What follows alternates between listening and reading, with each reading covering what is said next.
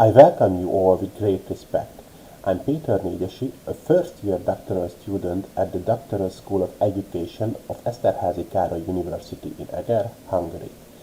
My presentation will take place online in a pre-recorded format, as this is the time for my annual research report at the doctoral school. Of course, after my presentation, I will be happy to answer any questions you may have. This is the second time I have been able to attend this prestigious conference, which is a great honor for me. I would like to take this opportunity to thank the organizers for their work. The title of my presentation is The Pros and Cons of E-Learning Environments from an Adaptivity Perspective. Let's see how my presentation today is structured. In addition to outlining the research problem, the introduction will discuss why we need to move away from traditional teaching methods and why an adaptive approach is necessary. After a brief literature review, the barriers to e-learning and the educational requirements of an adaptive e-learning system will be discussed. The research methods used, the research results and the conclusions drawn are then presented. Finally, I would like to share with you my plans for the future. One of the most commonly used terms these days, alongside e-learning, is lifelong learning. It's becoming an increasingly topical subject in our rapidly changing society, and its constant evolution and changes brought about by new information technologies. The concept implies a lifelong need for constant learning and the professional obligation to constantly seek new knowledge. Participants in modern society therefore need not only to be well educated, but also to have a good education system that allows them to learn, train, and change occupations independently.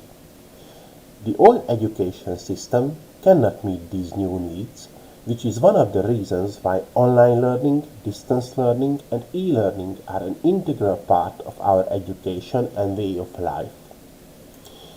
In today's higher education, there are many online learning environments that are primarily designed to support learning activities. Based on the experiences of the COVID-19 pandemic in 2020 and the digital work system introduced in Hungary last spring, we see that teachers in public education also need a well-constructed e-learning environment framework, which includes content that has been measured and verified by scientific tools and is developed according to real needs based on the principles of didactic design. The general aim of e-learning platforms is to provide learners with information and practical opportunities to help them acquire skills and increase their active knowledge of a given subject.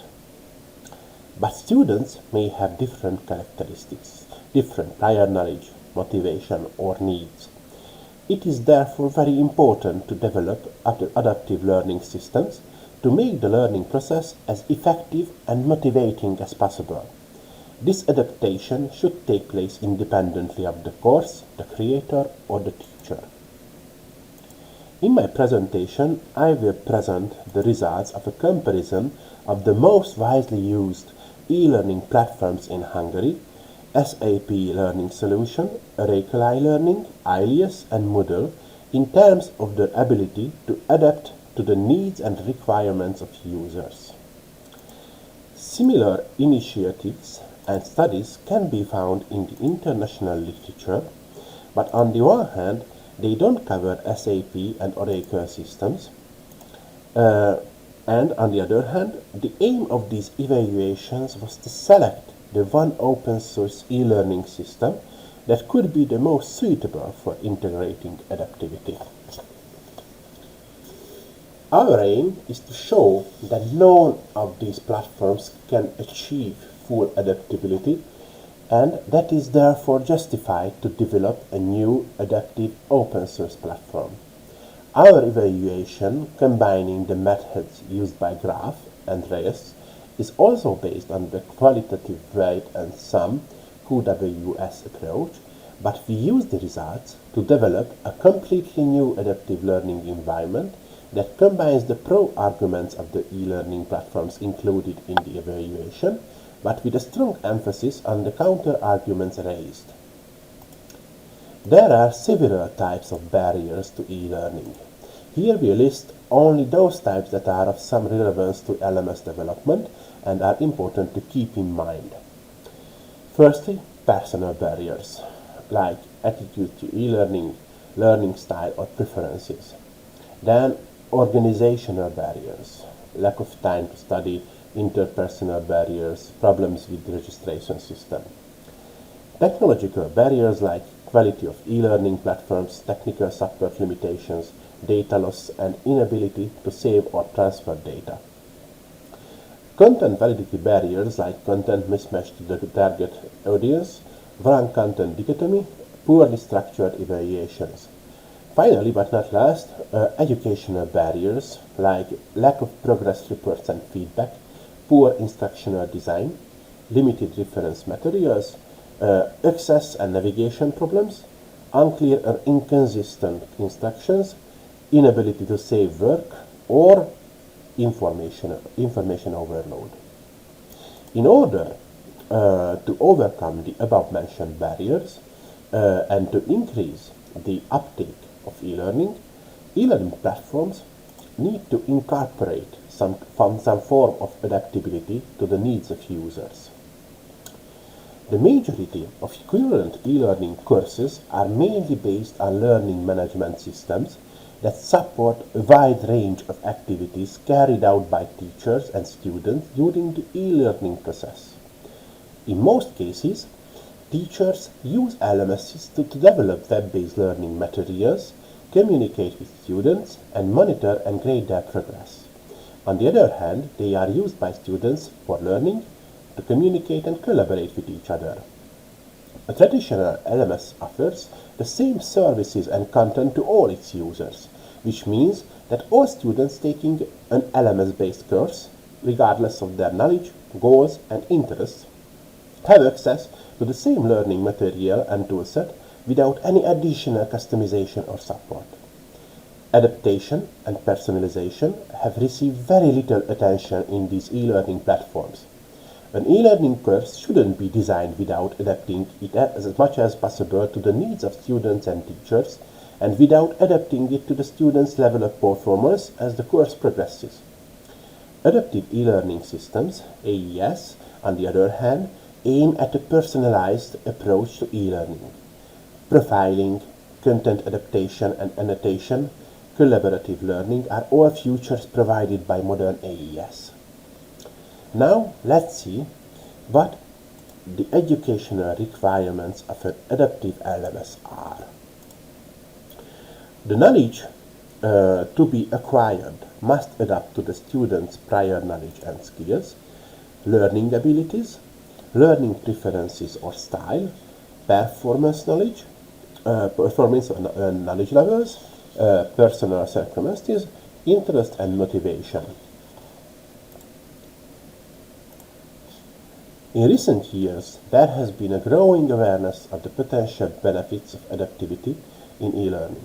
It has been recognized that traditional approaches do not allow for personalized learning, for example, learning tailored to the specific needs and preferences of the individual, especially not on a mass scale.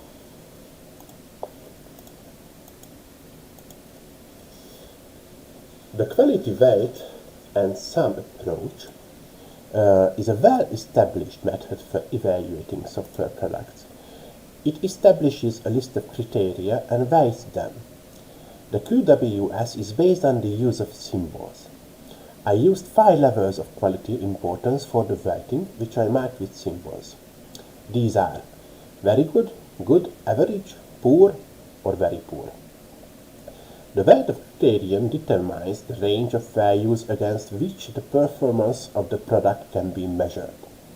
To evaluate the results, the different symbols given to each product must be counted. The product can then be ranked according to these numbers.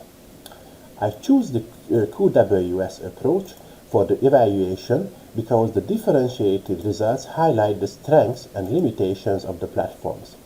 I adapted the approach by assessing the core criteria in a preliminary evaluation phase. These minimum criteria cover 3 general usage requirements: active community, stable development status, and good documentation of the platform. The first criterion covers the didactical purpose and implies that the platform focuses on the presentation of content rather than on communication functions. At the start of the evaluation, I assess the platforms I examine against the minimum criteria.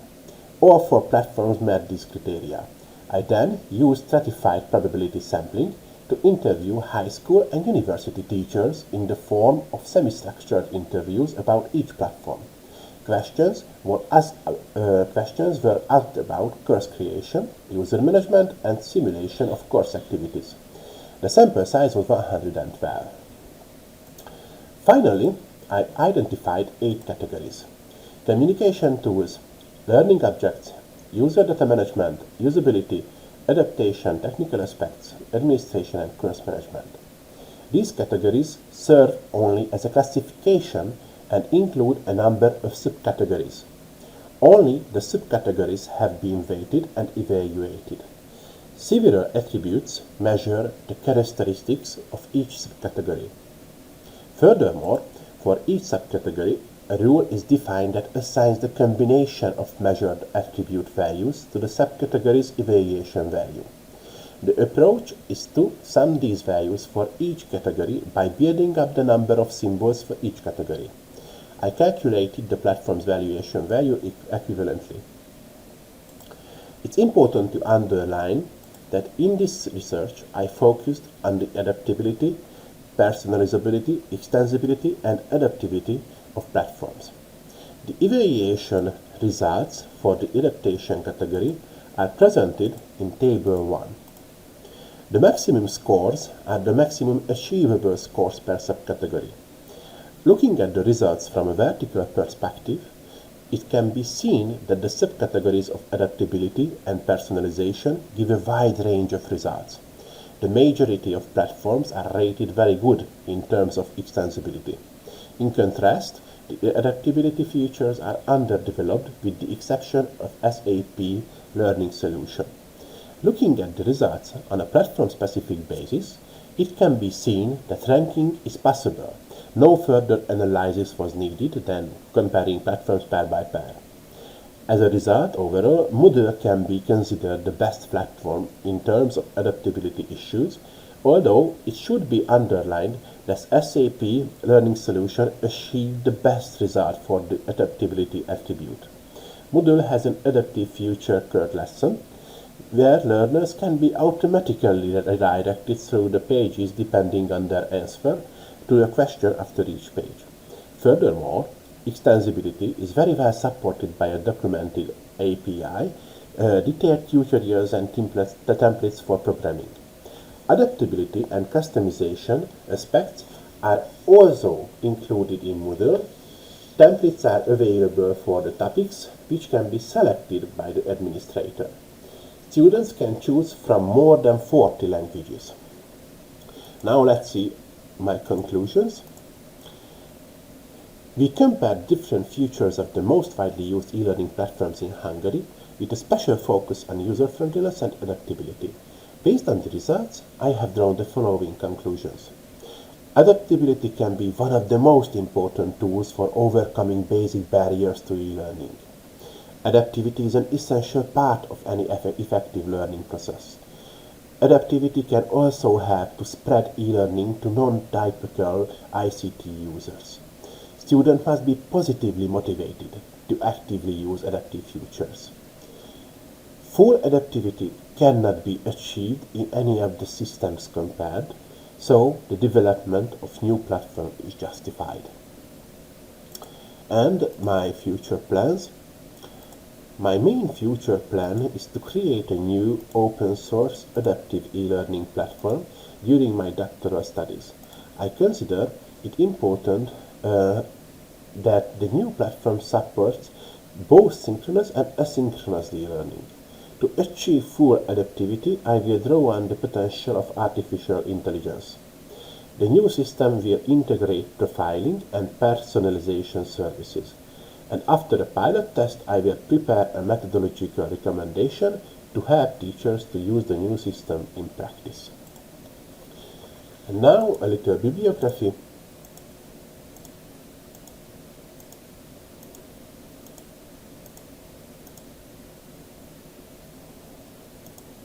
And I would like to thank you for your kind attention.